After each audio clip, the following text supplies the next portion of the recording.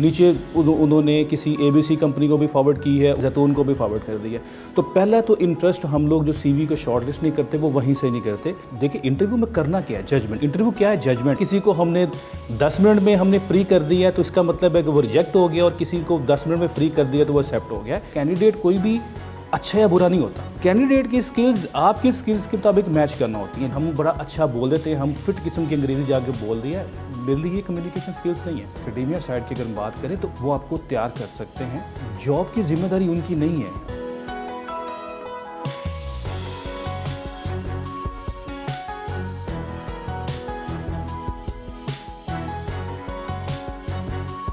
औज़ुबिल्लाहिमिनश्शैतानिर्रजीम बिस्मिल्लाहिर्रहमानिर्रहीम अल्लाहुम्मा सल्लि व सल्लिम अला सय्यिदिना मुहम्मदिन व आलिहि बिक़दरि हुस्निही व जमालिही व नूरिही व कमालिही। अस्सलाम वालेकुम दोस्तों, हसन रज़ा आज एक दफ़ा फिर आपकी खिदमत में हाजिर है। अब तक के ताउन और अब तक के अप्रिसिएशन का बहुत बहुत शुक्रिया। दोस्तों आज हम बहुत ही इंपॉर्टेंट टॉपिक पे डिस्कशन करने जा रहे हैं। जब आप किसी इदारे में अप्लाई करते हैं तो आपको वहाँ से क्यों रिप्लाई नहीं आता, आपका इंटरव्यू जब होता है और आप इंटरव्यू में फेल हो जाते हो और इंटरव्यू में पास नहीं होती, इंटरव्यू क्लियर नहीं कर पाते हो और HR की तरफ से आपको ये जवाब आता है कि we will get back to you and HR never get back to you. इस टॉपिक पे हम बात करेंगे one of the seasoned HR professional, इनका नाम है Asim Amjad. Asim Amjad is currently working as a GM HR at Zaytoon Group. Thank you very much Asim for joining us today and I am super excited कि आज आप हमारे साथ हैं। Thank you so much Hasan, thank you for Qasim Ali Shah Foundation, आप लोगों ने बनाया। और जो एक बहुत अच्छी चीज़ ये है कि जो टॉपिक आपने जो एक सेलेक्ट किया है, आई थिंक कि ये इस वक्त करंट नीड है स्टूडेंट्स के लिए भी और जितने भी जो प्रोस्पेक्टिव कैंडिडेट्स हैं उनके लिए भी, कि वो अंडरस्टैंड करें कि क्यों उनका CV रिजेक्ट होता है या इंटरव्यू रिजेक्ट होता है, उसकी रीजंस क्या है। इस टाइम लोग हमें जो हैं वो लिंक्डइन पे, यूट्यूब पे और फेसबुक पे देख रहे हैं। सो आसिम, सबसे पहला क्वेश्चन आपसे ये है कि जब कोई बंदा अप्लाई करता है, HR उसको रिप्लाई नहीं करता, उसको अप्रोच नहीं करता, रीजंस क्या होती हैं? अच्छा, इसमें सबसे जो इम्पोर्टेंट चीज़ है, जब कोई जो उसको अप्लाई करता है किसी भी पोजीशन के लिए, पर्टिकुलर पोजीशन है, फॉर एग्जांपल टैलेंट एक्विजिशन की पोजीशन है, तो कैंडिडेट करता क्या है कि उसमें हम लोग सीरियसनेस कहाँ पे चेक करते हैं कि क्योंकि एक तो ईमेल्स हमारे पास आ रही होती हैं, हंड्रेड्स में आ रही होती हैं। एक पोजीशन है due to unemployment in Pakistan, अगर हम बात करें तो हमारे पास जब कोई अप्लाई करता है तो उसमें इम्पॉर्टेंट चीज़ ये देखी जाती है कि उसने अपने जो मैसेज उसमें लिखा हुआ है हमें कहाँ से वो अट्रैक्ट कर रहा है। मेरे पास अगर 100 ईमेल्स आ रही हैं तो 100 ईमेल्स को मैं चेक करना थोड़ा सा मुश्किल हो जाता है। अब कहीं ना कहीं तो फ़िल्टर लगाना है, तो देखते हैं फॉरवर्डिंग ईमेल्स कर रहे हैं, नीचे उन्होंने किसी ABC कंपनी को भी फॉरवर्ड की है, उससे नीचे XYZ को भी फॉरवर्ड की है, जैतून को भी फॉरवर्ड कर दी है। तो पहला तो इंटरेस्ट हम लोग जो CV को शॉर्टलिस्ट नहीं करते वो वहीं से नहीं करते। प्लस सेकंड ये है कि जॉब जो टाइटल है, जो जिसके ऊपर आप या सब्जेक्ट जिसको हम कहते हैं, सब्जेक्ट के ऊपर कुछ मेंशन नहीं है, CV बस लिख देते हैं, तो वहीं से हम उसको क्या कंसीडर करेंगे, CV किसके लिए है। अब मल्टीपल आप जो है वो ऑप्शंस दे रहे हैं, मल्टीपल अपॉर्चुनिटीज़ आपकी कंपनीज में हैं, मैं क्या कंसीडर करूँ, ये टैलेंट के लिए है, ये अकाउंट ऑफिसर के लिए है, ये पेरोल के लिए है, या ये किसी मार्केटिंग के लिए, किसके लिए है। तो एक तो CVs वहीं पे उनको ऑटो एक रिप्लाई चल जाता है, लेकिन उसको हम लोग व्यू नहीं करते। उसको इसलिए नहीं करते कि इतना टाइम नहीं है कि इतने जो हंड्रेड्स में CVs हैं और इतने टारगेट आपको पता है, आप HR के बंदे हो और जिस तरह की डेडलाइंस आपको मिली होती हैं, तो हमें बहुत थोड़ा सा मुश्किल हो जाता है इतना टाइम स्पेंड करना कि उन CVs को भी रिव्यूज़ करें। वो हम लेटर स्टेज पे किसी टाइम पे उस पर कर लेते हैं। तो सबसे बड़ी जो वजह है इनिशियल स्टेज के ऊपर वो ये है रिजेक्शन की। बिल्कुल सही। अच्छा, क्योंकि जब हम आपसे सेशन ये प्लान कर रहे थे तो मैं तो आज कैंडिडेट्स के बिहाफ पे आपसे क्वेश्चन करूंगा। sure. और एक बड़ा important question and it is relevant as well.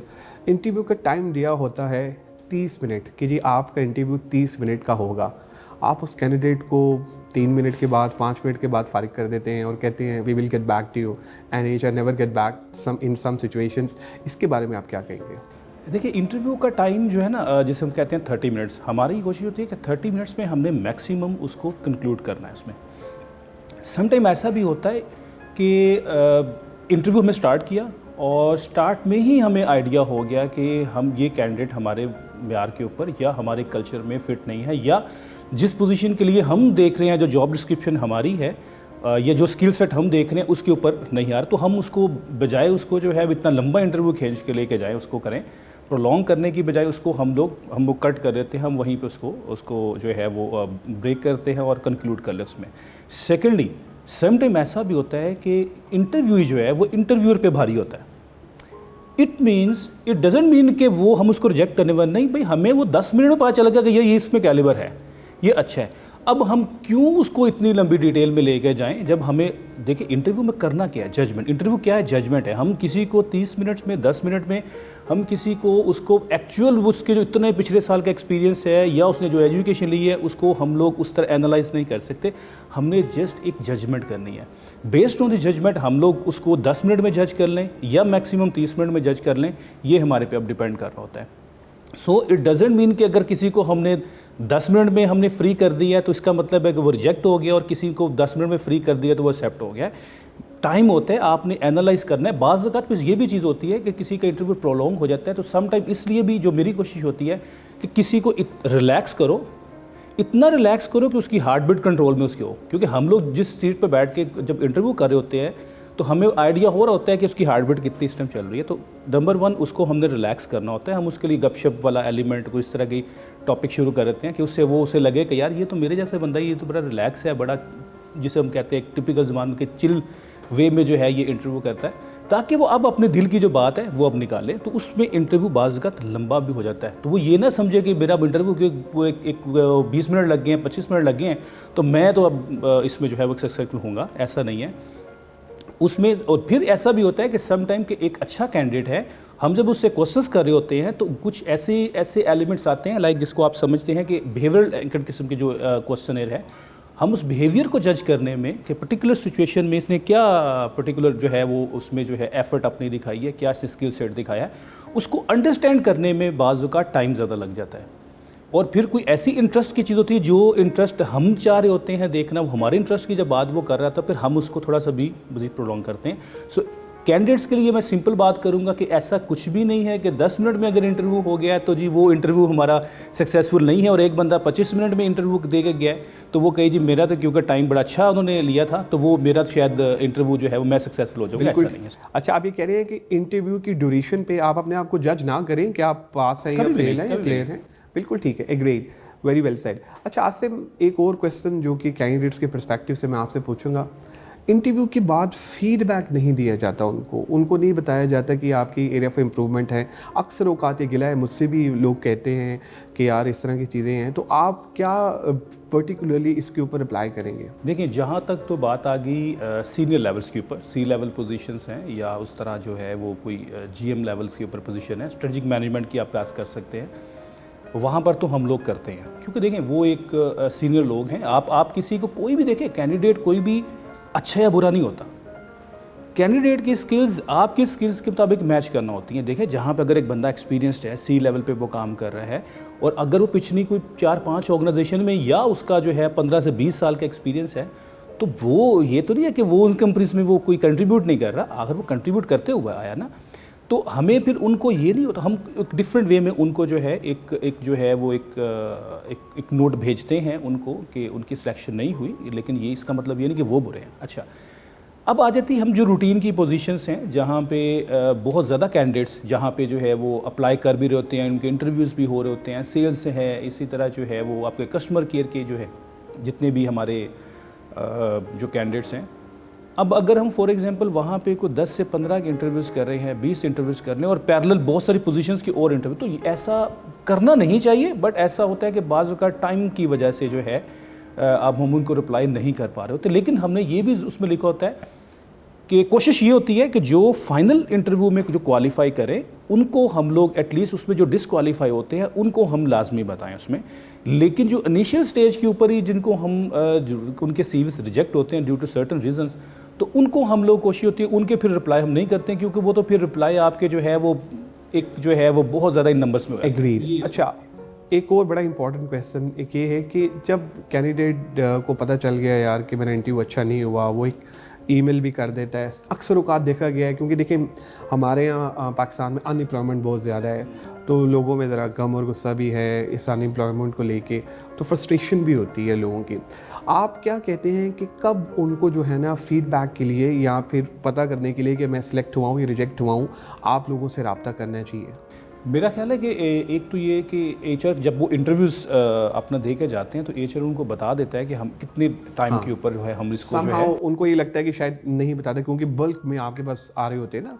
हाँ, लेकिन वो पूछ सकते हैं। देखिए इसमें आप उसकी कोई ऐसा नहीं है, हम उनको अब अगर फॉर एग्जांपल मैं अपनी अगर बात करूं तो मेरी कोशिश होती है कि मैं उनको जो है वो एंड में जो है उनसे मैं ज़रूर ये क्वेश्चन मैं करता हूँ एक, बल्कि उनकी तरफ उनकी बॉल उनके पॉकेट में डालता हूँ कि ji do you have any question any query. So उसके अकॉर्डिंगली उनको पूछना चाहिए कि आपकी प्रोसेस कितना लंबा होगा, इफ़ सिलेक्टेड तो इसके लिए बाद सेकंड इंटरव्यू के कब उसमें जो है वो चीज़ होती है कि ये कुछ इंटरेस्ट क्रिएट करती है ना कि हम देखें हमारे पास चॉइसेस बहुत ज़्यादा है। अगर मुझे फ्रेश ग्रेजुएट्स चाहिए, मुझे लेट्स से मुझे 5 मेरे पास पोजीशंस हैं और मेरे पास जो है वो 200 एप्लीकेशंस हैं, तो अब आप वो समझ कि मेरे पास चॉइसेस 200 में से हैं। उनके पास फॉर एग्जांपल हो सकता है कि चॉइस एक से दो नहीं हो, ठीक है, लेकिन मेरे पास चॉइसेस ज़्यादा हैं। तो हमने उसमें देखना होता है कि अब एक ही यूनिवर्सिटी के स्टूडेंट्स हैं तो मोरलेस उनका नॉलेज जो है, अगर मुझे लेट्स से एक एग्जाम्पल के लिए हम कहते हैं कि सेम भी है, तो अब मुझे कहीं ना कहीं तो कोई फ़िल्टर लगाना है ना, तो मुझे ये देखना है कि अच्छा उनका इंटरेस्ट क्या है। तो ये चीज़ें जो है ये इस तरह के क्वेश्चंस हैं जो अच्छा रेलिवेंट क्वेश्चंस हों उनके फ्यूचर को करियर के हिसाब से कि किसका कितना इंटरेस्ट है इसके लिए और कितनी ये इसके लिए जान लगा रहा है। तो ये इंटरेस्ट जो है ये जो उनका ये एक अच्छा एक हमारे माइंड में जो है वो एक ऐसा इंप्रेशन छोड़ता है कि यार इसको हमें बताना है। अब उसने पूछ ही लिया तो हम लाजमी बात है हम उसको जो है इसके ऊपर हम रिप्लाई उस पर करेंगे। बिल्कुल ठीक। अच्छा आसिम, माशाल्लाह you having more than 15 years working experience in the field of HR, 17 years बड़े बड़े इदारों में काम किया, बड़े बड़े लोगों के इंटरव्यूज़ लिए, बड़े बड़े फ़नकार लोग जो हैं वो देखे और उनके इंटरव्यूज़ भी लिए। कौन से ऐसी 3-4 स्किल्स हैं जो कि आप कैंडिडेट में देखते हैं कि यार ये होनी चाहिए तो मैं इसको रखूँगा? अगर हम बात करें स्पेसिफिकली हम डिफरेंट उसकी जो है वो लेयर्स की कैटेगरीज की बात करते हैं। देखें अगर मैं सबसे पहले तो मैं अगर मोस्ट सीनियर लेवल्स की बात करूं तो वहाँ पे देखें अकॉर्डिंग टू हम भी उस चीज़ को पढ़ते भी आए हैं, हमने बुक्स में भी पढ़ा है और प्रैक्टिकल भी देखा है। देखें वहाँ पे डिसीजन मेकिंग स्किल्स, आपकी जो है वो लीडरशिप स्किल्स जो है ये बहुत इंपॉर्टेंट है, और आपकी देखना है कि अकाउंटेबिलिटीज़ कैसी हैं। अब इनको हम लोगों ने फिर डिफरेंट, वो एक लंबा टॉपिक है क्योंकि हम उसको जज करते हैं उसमें। अगर हम बात करें एक एंट्री लेवल पोजीशंस के ऊपर तो वहाँ पर जो सबसे इंपॉर्टेंट चीज़ है वो है आपकी कॉन्फिडेंस लेवल, आपके कम्युनिकेशन स्किल्स, ये बहुत ज़्यादा इंपॉर्टेंट। और तीसरा जो है आप जो आपने अपने सीवी में जो चीज़ें मेंशन की हुई हैं उनके ऊपर आपका कितनी ग्रिप है, उनको आप कितना डिफाइन कर सकते हैं। ये मैंने पर्टिकुलर इसलिए मैंने बात की है कि ये चीज़ मैं वैसे कम्युनिकेशन स्किल्स में ही उसको जज करता हूँ और कॉन्फिडेंस से जज करता हूँ। तो कम्युनिकेशन स्किल्स में सिंपल जो लोग समझते हैं कि यार कम्युनिकेशन स्किल्स क्या है कि जी हम बड़ा अच्छा बोल देते हैं, हम फिट किस्म की अंग्रेज़ी जाके बोल दिया, मेरे लिए ये कम्युनिकेशन स्किल्स नहीं है। अपना आइडिया कितने अच्छे तरीके से डिलीवर किया है, अपनी बात को कितने अच्छे तरीके से आगे कन्वे किया है, मेरे लिए ये है। उसमें आपकी लॉजिकल कम्युनिकेशन भी आती है, उसमें आपकी उससे क्या कहते हैं टाइम मैनेजमेंट भी आती है, उसकी आपकी वर्बल कम्युनिकेशन भी आती है और उसमें आपकी बॉडी लैंग्वेज भी आती है। बॉडी लैंग्वेज बहुत ही ज़्यादा इंपॉर्टेंट है क्योंकि वहीं से हम उसका कॉन्फिडेंस बेहतर है, वो किस चीज़ को जो है वो सपोर्ट कर रहा होगा उसकी कम्युनिकेशन स्किल्स को। अदरवाइज़ क्या होता है कॉन्फिडेंस लेवल बिल्कुल ज़ीरो पे जा रहा है, कम्युनिकेशन स्किल्स भी उसकी वो बात करने में शिवरिंग फील कर रहा है, या जो है उसको जब वो बात बता रहा है को अपना पॉइंट बता रहा है तो उसको वो सपोर्ट नहीं मिल रही उसको, जिसे हम कहते हैं ना कि हार्ट बीट तेज़ हुई है और जो है वो उसको उसका उस पर्टिकुलर जो कोई जो टॉपिक है उसके ऊपर उसकी ग्रिप नहीं है, तो वो कॉन्फिडेंस भी उसका लैक होगा, कम्युनिकेशन स्किल्स उसकी जो है वो उसको सपोर्ट नहीं कर रही हूँ। Asim, you are amazing and superb in the whole session, बड़ा ज़बरदस्त सेशन आपके साथ जा रहा है। अच्छा आसिम, एक और important question and that is basically आप क्या समझते हैं कि जो नौकरी दिलवाना है क्या ये यूनिवर्सिटीज़ का ही रोल है, उनका ही काम है, या स्टूडेंट्स को अपने ऊपर भी काम करना चाहिए? देखिए अब जो आपने ये जो क्वेश्चन किया है ये रिलेट करता है जो हमारे फ्रेश जो कैंडिडेट्स हैं, जो हमारे फाइनल सेमेस्टर्स के जो कैंडिडेट्स हैं, जो स्टूडेंट्स हैं, उनके लिए एक चीज़ तो देखें जो जितने भी इंस्टीट्यूशंस हैं, जितने भी जो एकेडेमिया साइड की अगर हम बात करें तो वो सपोर्ट कर सकते हैं आपको, वो आपको तैयार कर सकते हैं। जॉब की जिम्मेदारी उनकी नहीं है। अक्सर जगहों पर लिखा होता है जी हम लोग जो हैं वो जॉब भी प्रोवाइड करते हैं, हम ये करते हैं, वो असल में आपको सपोर्ट कर रहे होते हैं। करियर प्लेसमेंट सेल्स जो हैं जितनी जगहों पे बने हुए हैं, एकेडेमियास में बने हुए हैं, वो असल में उनका मकसद जो है सपोर्ट करना, वो अपनी तरफ से सपोर्ट कर रहे होते हैं। एट द एंड उनके ऊपर जिम्मेदारी, उन्होंने आपको देखें एक स्किल सेट देना है, एक अच्छी एजुकेशन प्रोवाइड करनी है, क्वालिटी एजुकेशन प्रोवाइड करनी है। नंबर 1 तो ये है कि उनकी टोटली उनकी ज़िम्मेदारी नहीं है, मोस्टली ज़िम्मेदारी तो कैंडिडेट्स के ऊपर खुद है। अब देखिए पाकिस्तान है, जो भी करंट सिचुएशन चल रही है, अनएम्प्लॉयमेंट ज़्यादा है, यही मार्केट है, इसी में ही कम्पीट करना है, ठीक है। इसके लिए ये ज़रूरी है कि जब हम लोग देखें बीइंग जब स्टूडेंट्स होते हैं तब हम लोग ना तो लेक्चर्स को इस तरह अटेंड कर रहे होते हैं, एक पूरा कैजुअल सा एक हमारा एक एटीट्यूड होता है उसमें। हम लोग भी पढ़े यूनिवर्सिटीज़ में, हम लोगों में इन चीज़ों को देखा हुआ है। सबसे जो चीज़ मैं कहता हूँ कि इम्प्रूव करने वाली है स्टूडेंट्स को, वो उस टाइम के ऊपर है कि जब आपको एक रिसोर्स प्रोवाइड किया है प्रोफेसर की जो है सूरत में, जो है आप उनसे क्वेश्चंस करें।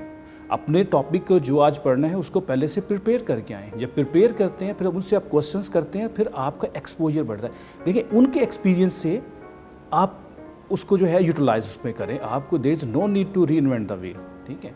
व्हील ईजाद हो चुका है, उसको दोबारा ईजाद करने की ज़रूरत नहीं है हमें। आप उनसे पूछें कि सर आपके इस चीज़ पे एक्सपीरियंस कैसा रहा है। उस एक्सपीरियंस को साथ में अब जब वो इंटरव्यू देगा किसी भी टाइम पे, तो उनको पता है कि हमारे प्रोफेसर ने एग्जाम्पल शेयर की थी कि जब उसको ये प्रॉब्लम आई तो उसने यहाँ पे ऐसे इसमें किया।